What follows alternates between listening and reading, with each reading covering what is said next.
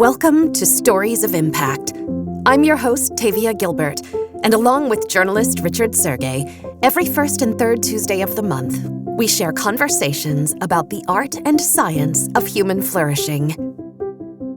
I'm really excited to be back with the opening episode in our fourth year of programming, and I want to start with my deep gratitude for you, our listeners, for Templeton World Charity Foundation, which makes this podcast and the research projects it features possible, and for the scientists we feature in every story of impact. These innovative thinkers constantly search for deeper knowledge about tools humans can use to create thriving lives centered in connection, meaning, and purpose. And I love telling their stories and sharing them with you. And I'm pleased that today's episode includes a friend of the podcast, Dr. David Addiss, who listeners will remember from an emotional episode last year about the role of compassion in healthcare. Dr. Addiss is back for another evocative discussion about compassion, and he's joined by his research colleagues Heather Buesseler, Dr. Liz Grant, and Dr. Corinne Reid.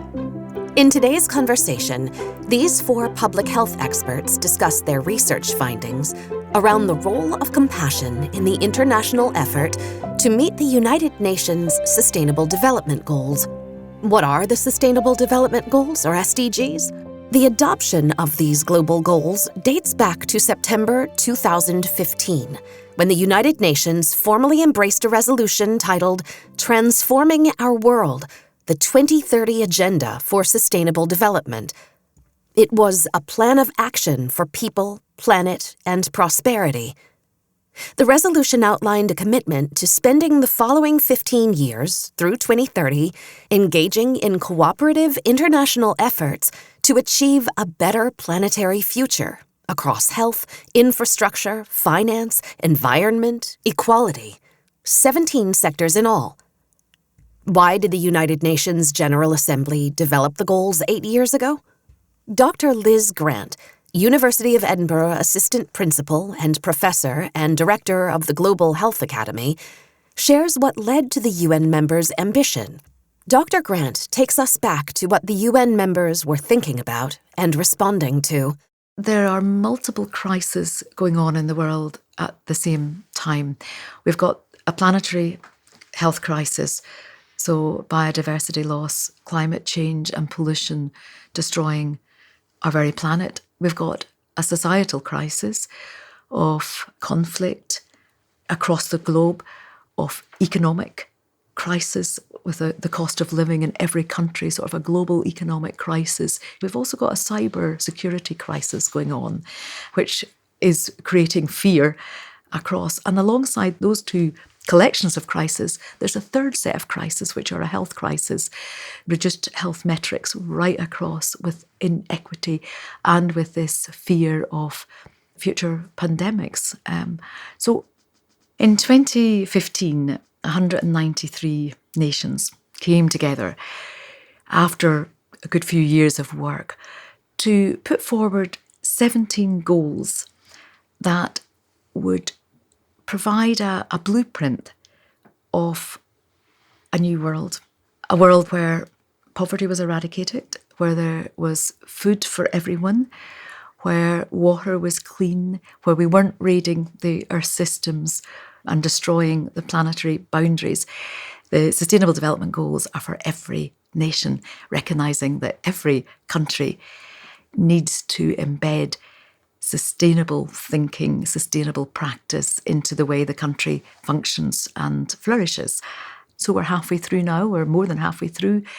They have targets and indicators for every goal. And while they're separate, the last goal, Goal 17, is a goal about partnership. So it's about saying to develop the goals, we have to work together. We have to fund the goals together. We have to understand what being connected means. But unless you meet all of them, you can't meet one of them. They are so interconnected.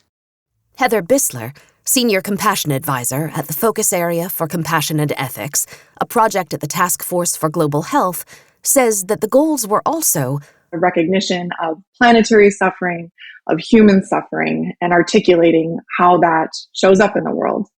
Public health expert Dr. David Addiss, director of that focus area for compassion and ethics, adds, Sustainable Development Goals address specific forms of human suffering, poverty, disease, inequities.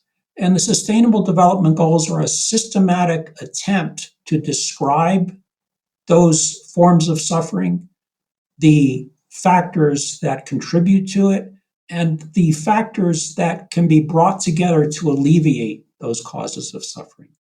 Dr. Addiss believes that compassion is inherent in the goals, and that compassion should be centered in every discussion and decision about how the SDGs are met.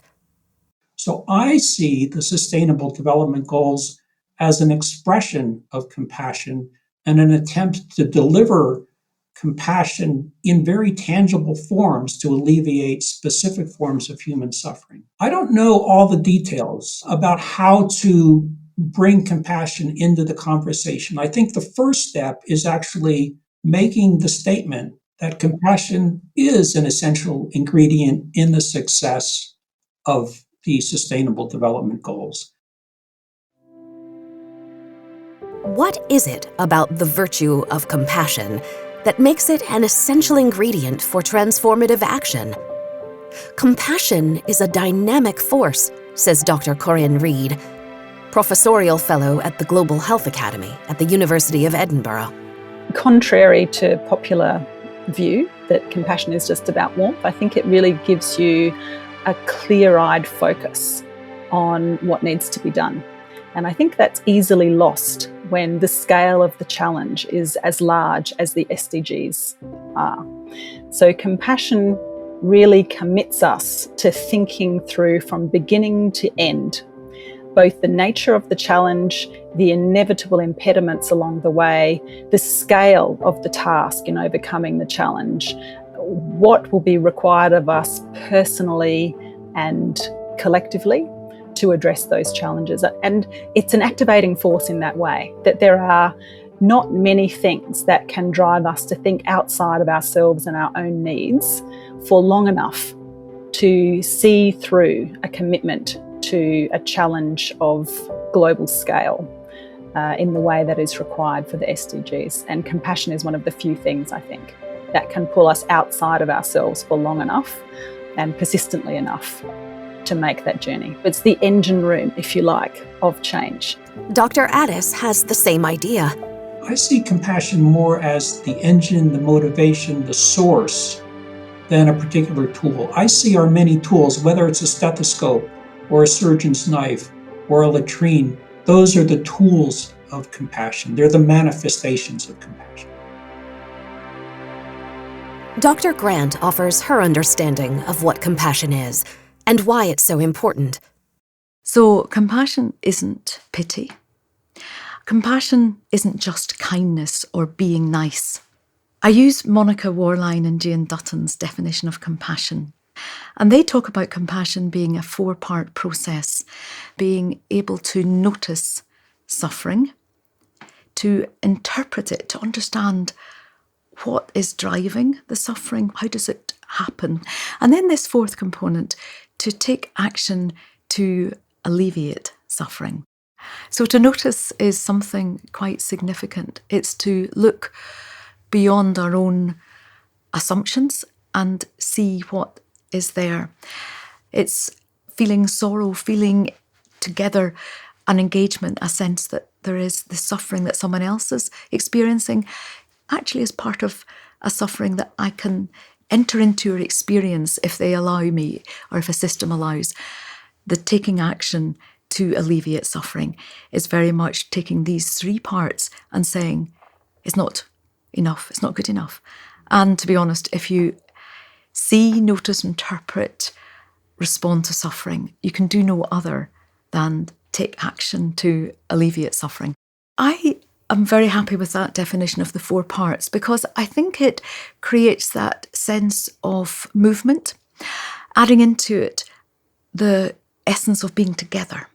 Often we can focus on the suffering but forget that the the art of compassion is working together with, as opposed to doing to people or speaking at people or trying to help.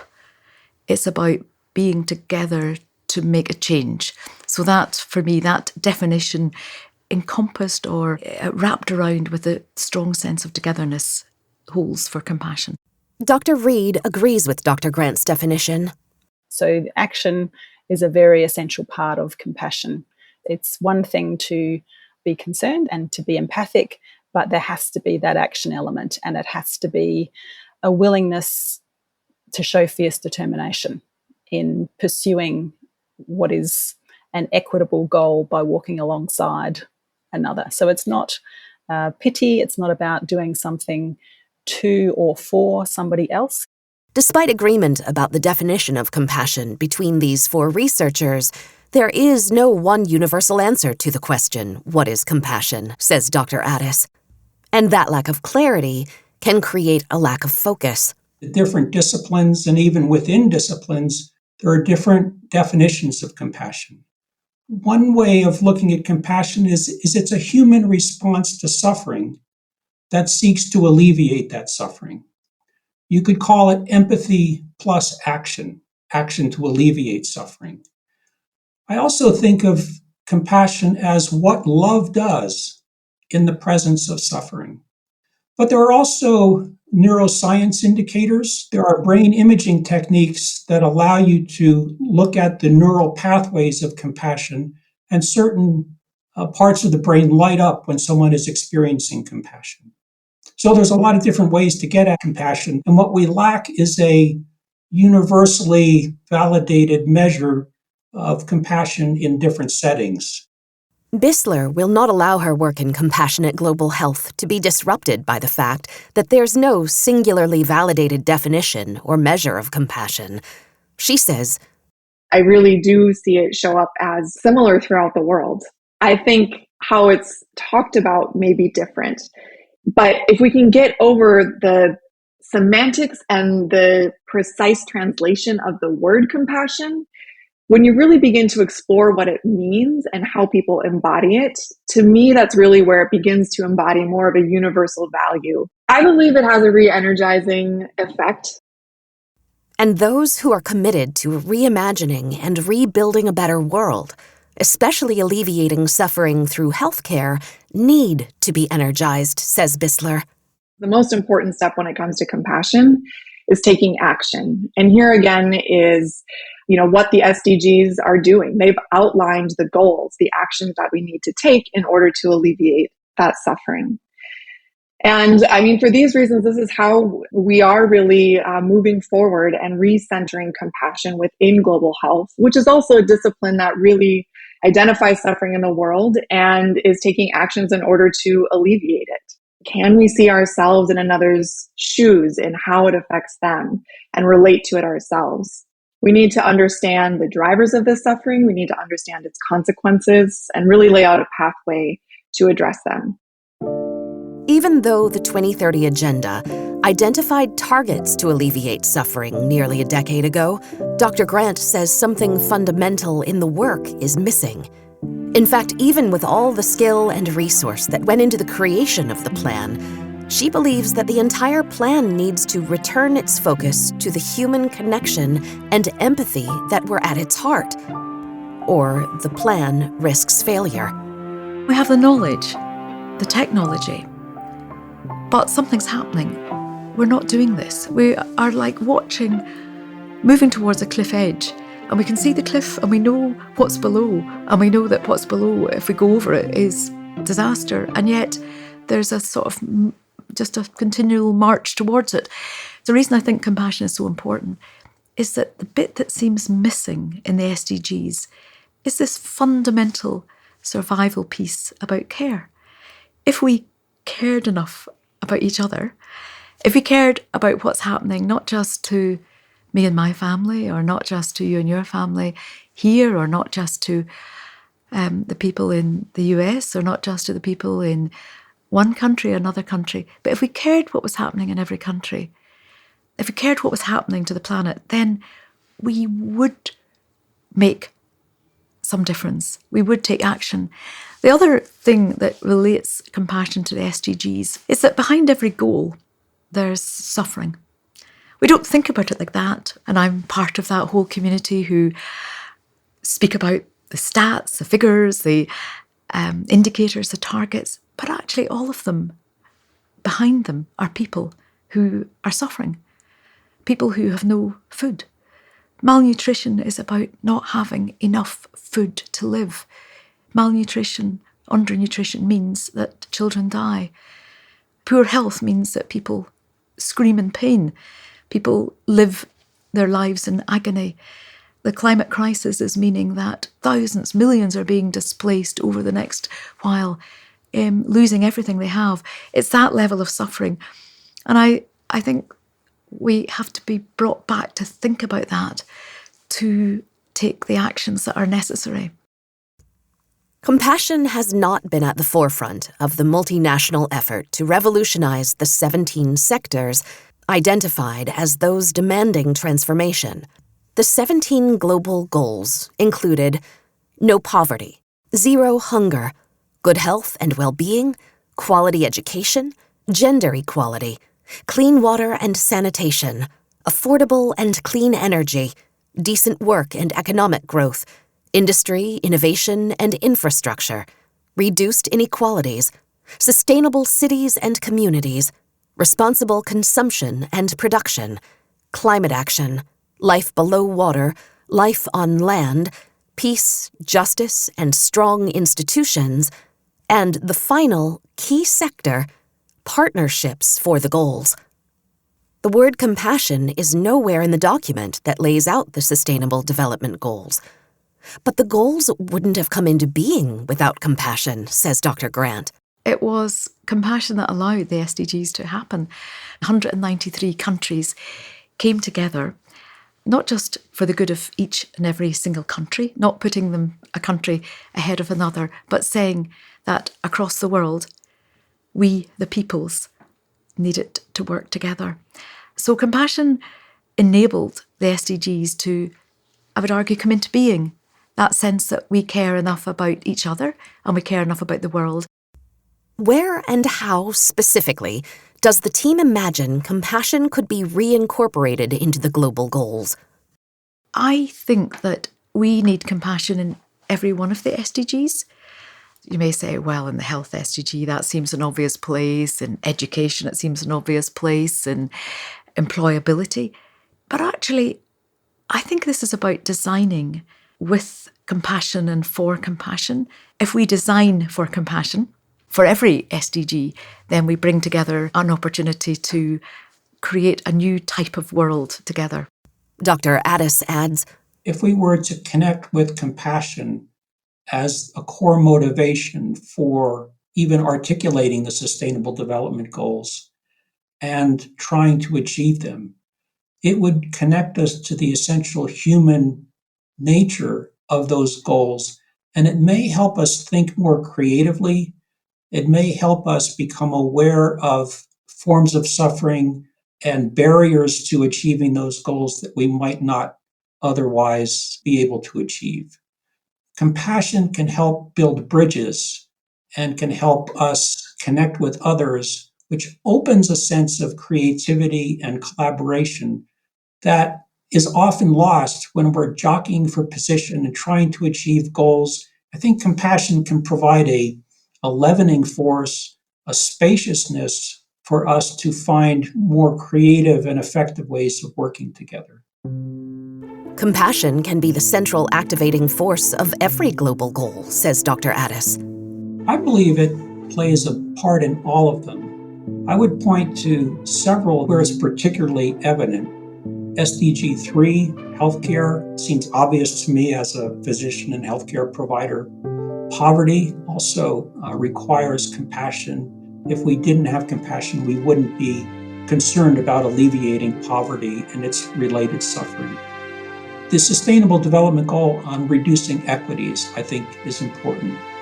Another Sustainable Development Goal that I think we might not associate with compassion is Sustainable Development Goal 6, clean water and sanitation. We had a webinar a few months ago with colleagues in the World Health Organization and elsewhere whose job it is to provide sanitation and hygiene to communities that need it. And it was fascinating to hear them speak eloquently about the role of compassion in animating their work.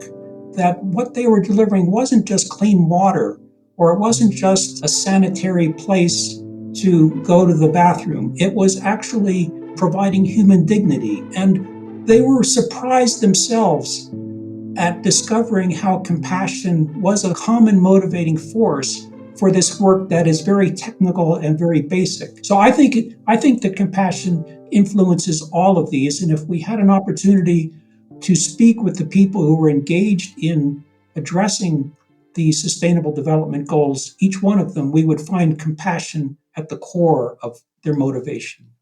Buesseler says, I think it's critically important to connect compassion to the SDGs, because when we do, we can also see how each of the SDGs, which covers sectors as diverse from poverty, economic development, global health, education, life on land, life on water, peace, it helps us to understand how all of this suffering essentially is interconnected. We can't achieve educational goals if we're not also achieving gender equality goals, health goals, goals around poverty and nutrition. You can imagine the complexity of an effort involving almost 200 competing economies, cultures, and politics to address systems as massive as these. It was never going to be easy. But 8 years later, what's gotten lost in all the work that's gone into this effort so far, says Dr. Grant and her colleagues, is that core element of compassionate motivation, the very element that matters most. We somehow, in our investment in the technologies, in the science, in understanding what we need to do, in the rush to meet the targets and the indicators, we have left out again this sense of connection, this sense of being together, this sense of actually working for each other. Dr. Reid agrees unequivocally that compassion must be returned to the core of the multinational effort if global citizens have any chance of achieving the 2030 Agenda to transform our world and ensure a future for humanity and all life forms on Earth. Her assessment of the effort so far? To date, it has been really about trying to define a framework for capturing what that necessary process is like as a bedrock for sharing with others. There's an immense amount of busy work that's going on for the SDGs in all sorts of places. Really, this is an opportunity for us to stop together as a global academic village, as a global village of concerned citizens and of practitioners, and to rethink that prioritising of economic models, of technological models, and to recenter the endeavour on a human model that is very much driven by our shared collective concern for the future, a compassionate concern for the future, but also a compassionate in action approach, so that it's not just sitting and thinking and feeling together, but it's really understanding that for a compassionate outcome, we need to have that fierce determination to seek compassionate actions and to pursue and to see it through to the end. In the absence of those human chains of action that are driven by a shared connection and commitment to caring and compassion, then we have a missing piece and we will continue to fall short of the 2030 goals. Buesseler agrees that this is key to ensuring the success of the goals. It's not going to be a technical solution that's going to get there. This is a human solution. Compassion is something that is innate within all humans. It's already something that lives within all of us, which means that essentially it's a solution that is immediately scalable. And if we just recognize it and really harness it to do the technical work that we know we can all do, I think it can really help us get there faster. Dr. Addiss says that his own experience in public health offers him insight into how UN members could have lost the sense of urgency that drove their commitment to the agenda. He understands how addressing the suffering of humans might start to feel routine, disconnected, and bureaucratic. One of the things that we struggle with in healthcare, and particularly in global health, is that the work itself can become quite mechanical. We're trained in certain techniques. We're trained to hear a set of symptoms and offer a diagnosis. In global health, we're trained to develop programs to address certain causes of suffering.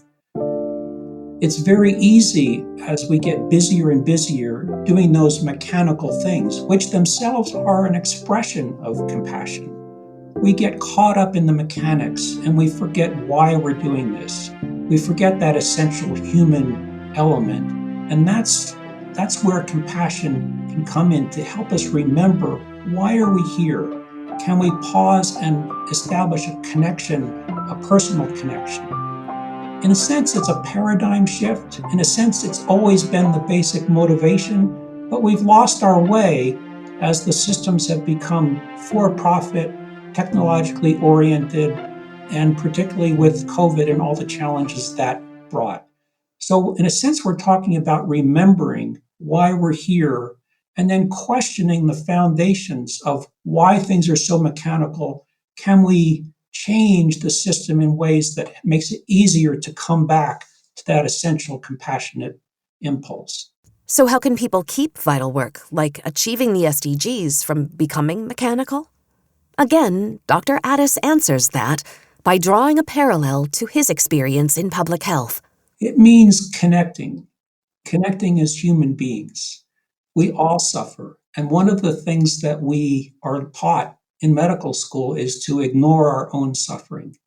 And in many ways, that comes in handy when we're up on a all-night shift and we have to attend to someone who needs our help. But as a daily habit and a yearly habit that just accumulates over time, we become out of touch with our own humanness. We see ourselves as the fixer, as the person who's there to serve, rather than establish a communication. We become caught up in the role of helper, and we lose touch again with we are human and we need the human connection with ourselves and with our patients and our colleagues. Addiss, Buesseler, Grant, and Reid made a public case for compassion to be centered in the remaining years of work before 2030. They collaborated on writing a piece titled A Compassion Narrative for the Sustainable Development Goals, Conscious and Connected Action, which was published in the respected medical journal The Lancet in summer 2022. The Lancet article made the case that compassion is at the core of the SDGs. That in a sense, we've lost our way. We have focused on the mechanical aspects of achieving those goals, which are absolutely necessary. But we've lost this essential human connection, and that has allowed us to overlook forms of suffering. And essentially, it was a call to open our hearts and our minds for the reality of compassion at the core of Sustainable Development Goals, and to bring compassion into our conversations and dialogue and planning so that we can try to achieve them. What was the response to their call to action? Dr. Reid says, every time we start to have this conversation with other researchers or practitioners or community members that we work with, there is a shared aha moment of, that's it, that's right. Yes, we've lost the human part of this. We've lost the power of human compassion along the way. We've got very caught up in the day-to-day, in ticking the boxes, in making sure that we follow the checklist. But we've somehow along the way become siloed in doing that and disconnected from one another, disconnected from the larger purpose, but also disconnected from the criticality of that lens, of that compassionate lens. So co-designing systems that really are about developing compassionate partnerships at all levels of the system, and also how to engender within a system compassionate chains of human action, so that it's not just an individual working away at their desk trying to progress things, but it's a chain of human action that is connected up foundationally by compassion. What if that chain of human action never becomes foundationally connected by compassion? And that undermines the achievement of the goals. What if the goals fail? Dr. Grant answers, So the implication of not meeting the goals is hugely serious. We are in the process of crossing a red line for a planet that will implode. Now that sounds very Armageddon-like and fearful, but there is a recognition that if the SDGs are not met, the reason they're not being met is because we're not putting the care that we need into each one of them, the care for people that we need. So the implications for compassion are that we've got to make compassion something that's not seen as an added extra, but that it's seen as the driver of life. It is the survival mechanism. Darwin actually talked about compassion. He used the word sympathy, but as you describe it, it's that sense of connectedness together. He said it's that has enabled the human race to survive. It's the one thing also that all of us have. It's the one free thing, the one component, the one way of being that we can all practice without anything additional. And in a world which is breaking and out of balance, to come into balance again in ourselves and with each other in that togetherness is absolutely imperative at this point. Is it realistic to imagine that the member nations will reprioritize? That they will reassess and center compassion over the coming years of work? Dr. Grant doesn't believe it will be easy to gain the buy-in of people in power, but she does think it's possible. I think it's realistic because it's not a cost mechanism. It doesn't need financial regulation. It doesn't need funding. It needs the leaders to come together to make that call, to say, we care enough about each other. We care enough about how each of these SDGs are impacting on people and planet. It also requires, I think, business leaders to speak up about compassion, to say this matters, that in a world where money has become the goal, or in a world where we have become in service to the economy, we've got to stand back and say, what would it be like to have the economy? What shapes and changes the very social fabric of who we are, how we live, to be in service of humanity and have those global assets that are our health and our education and the way we live, to have those shared for everybody, because if they were, then we all would benefit. Now, how do you do that when you're up against leaders who are destructive rather than constructive? I don't have a good answer other than recognising that compassion in action shows us that a world is very different, or could be very different. Recentering compassion would reinvigorate the remaining years of work on the Sustainable Development Goals. It would reprioritize collaboration, cooperation, and community. It would allow for greater meaning and purpose. I think it would put people in the forefront again.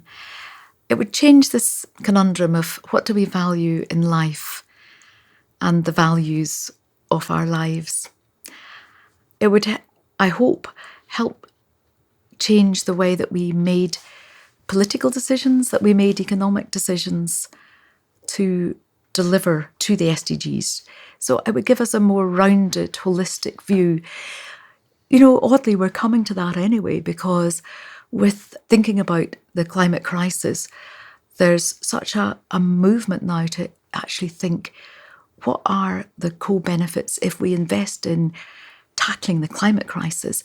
Could that also enable us to invest in reducing poverty, in alternative energy systems, in new employability, in improving health gains? So there is, in a way, I think, a movement that is around co-benefits, win-wins, that has at its heart compassion.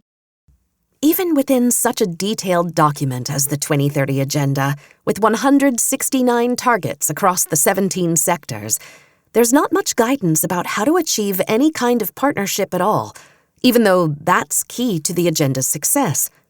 So this team of 4 global health researchers hopes that their understanding of the importance of compassion and the role of partnerships can help fill that leadership gap. SDG 17 is focused on partnerships as being core to the means of implementation of all of the other SDGs.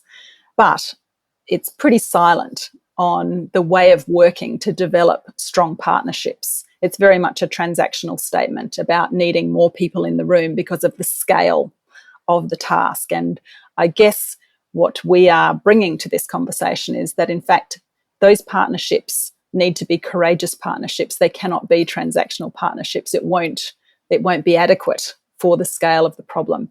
And so defining the nature of those partnerships is our entry point here, and that compassion is the thing, more than anything else, that drives powerful partnerships, that develops that potent social architecture, if you like, that is the heartbeat of significant change. UN members who set the goals were aware of how much the final sector, SDG 17, partnerships for the goals, would impact whether or not the goals could be achieved. Dr. Reid says that not only do members need to be reminded of their compassion, but they need to understand that thriving partnerships are compassionate, and it is only through thriving partnerships that the SDGs will be realized. Compassion is inherently relational. It presupposes that all solutions will involve you and another, that there is a sense of caring and connection for the other that is inherent to the idea of compassion. Whereas our traditional models very much have the minimum unit of consideration as the individual. It's your individual KPIs. Have you individually met your goals? Have you individually fulfilled whatever it is that you've committed to fulfill? So the priority of all those working to meet the Sustainable Development Goals should be, how do you create a culture within partnerships that identifies, nourishes, promotes, recognises and celebrates compassion as an activating force from the beginning of a project through co-design, through implementation to the end, and also through to the legacy of the project. Compassion is going to be an important part of the legacy of the project so that future community challenges will have a resource, a human resource that is part of the legacy. After today's discussion, I hope you're inspired to think about the role of compassion in your own life, family, and community. I am. So we'll be back in 2 weeks with the second half of our conversation with Dr. Addiss, Dr. Reid, Dr. Grant, and Heather Buesseler about the power of compassion to help each one of us thrive as human beings. A quick announcement before we conclude. Templeton World Charity Foundation is sponsoring its second annual Global Flourishing Conference on November 29th and 30th. And the call for abstracts is now open, with a deadline of Friday, September 15th. TWCF invites abstracts from researchers, scientists, economists, entrepreneurs, educators, philosophers, technologists, theologians, activists, policymakers, and other stakeholders with a keen interest in human flourishing research and innovation. The conference will award 10 prizes of $1,000 each to top-scoring abstracts, as determined by the independent jury. You can find more information at humanflourishing.org/abstracts. If you enjoy the stories we share with you on the podcast, please follow us and rate and review us. You can find us on Twitter, Instagram, and Facebook, and at storiesofimpact.org. And be sure to sign up for the TWCF newsletter at templetonworldcharity.org. This has been the Stories of Impact podcast with Richard Sergey and Tavia Gilbert. Written and produced by Talkbox Productions and Tavia Gilbert. Senior producer Katie Flood. Music by Alexander Filipiak. Mix and master by Kayla Elrod. Executive producer Michelle Cobb. The Stories of Impact podcast is generously supported by Templeton World Charity Foundation.